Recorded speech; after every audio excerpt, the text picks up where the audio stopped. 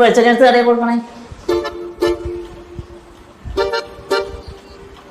എനിക്കതൊന്നും കടിക്കൂല കേട്ടാ.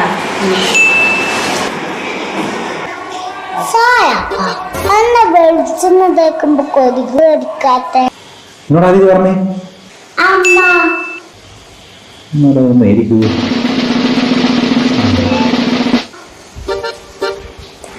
ഞാൻ പറഞ്ഞ നീ ഇപ്പൊ വെളിച്ചെണ്ണ തേച്ചിട്ടില്ലേ? ഇപ്പൊ കൊതുകിങ്ങനെ കുത്താൻ വരുന്നെന്ന് വിചാരിച്ചോ?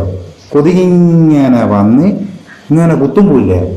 വെളിച്ചെണ്ണയില്ലേ ഇടാ, വെളിച്ചെണ്ണ തട്ടി ഒറ്റ സ്ലിപ്പാകും.